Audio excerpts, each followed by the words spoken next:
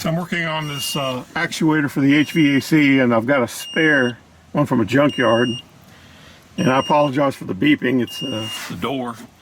But I've got it hooked up to the system. And this actuator has a different issue, but I think I can combine both of my actuators and come up with one working unit. This one does respond. I'll turn the ignition on. And you can see it's got 10 volts. I've got a voltmeter looking right across this DC motor. The motor's not spinning, but the motor only spins when you apply a negative voltage, not a positive. So I'm going to move the actuator and cause it to become satisfied. There we go. So now it's trying to correct itself. So it's applying minus 10 volts. And when I move this back, you can see it stops. And so I can change the temperature up here on the control. So I'm going up in temperature, raised it up to 76. You can see it's applying a positive voltage, but the motor's not spinning. So I can drop the temperature back down. And so now it's down to 65, and you can see the motor's trying to go in reverse. So I can actually move it back a little bit. Or maybe it's forward, let's see. There we go, it's satisfied now. Right in that area, it's 0. So this thing is applying plus and minus 10 volts to move this actuator around. And this is the actuator that's on the bottom, and it diverts between the heat and the AC. And for some reason this DC motor is only running in one direction, even though it's getting DC voltage applied equally, positive and negative. And so the other actuator actually went in and hardwired right to the motor. And I've got this switch here that I use, and I can control the polarity applied to the motor, and I can forward and reverse the motor. So this actuator has a working sensing system, but a defective motor. And the other actuator had a defective sensing system, but a working motor. So I'm going to pull both of these actuators. I'm going to pull that actuator back out and take the motor, the electric motor, out of that one and install it into this one. And then I believe I'll have a working system. So I've got the voltmeter here displaying the voltage applied to the motor. And I'm demonstrating here that there's a dead spot in the motor.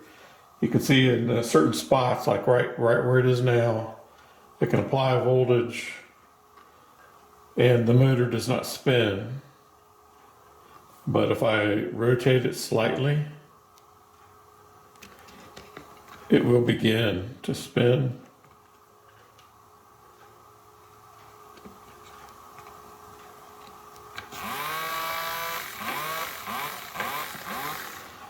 And so it just depends on where the motor stops. If it happens to stop, like right now it's stopped in a bad spot and it will no longer spin.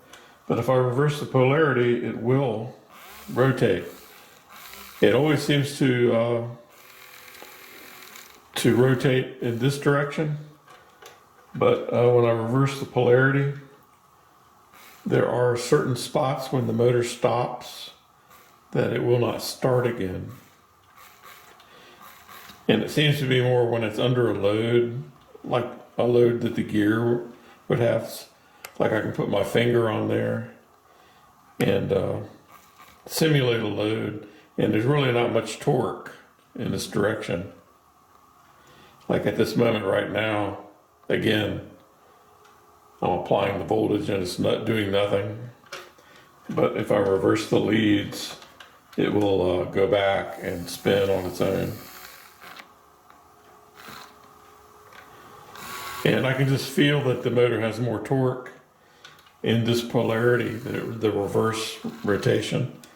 And I believe what's happened is maybe the brushes have worn a certain way that is no longer effective, or maybe one particular winding is gone.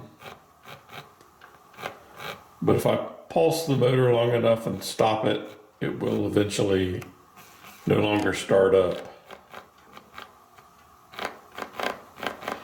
And that's the issue that this actuator has with that motor.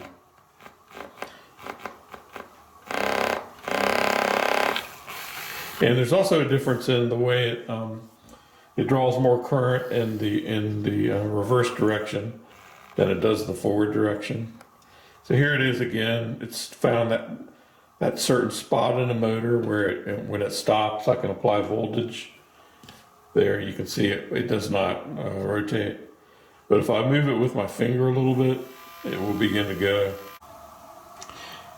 So it's become apparent to me that this actuator here is responsible for blending the hot and the cold air from the evaporator on the AC side and the heater core on the heating side. And so it's continuously chasing the setting that is set by the driver on the control unit. And so it's no surprise really that this motor may be worn out because it's constantly being activated in one direction or the other.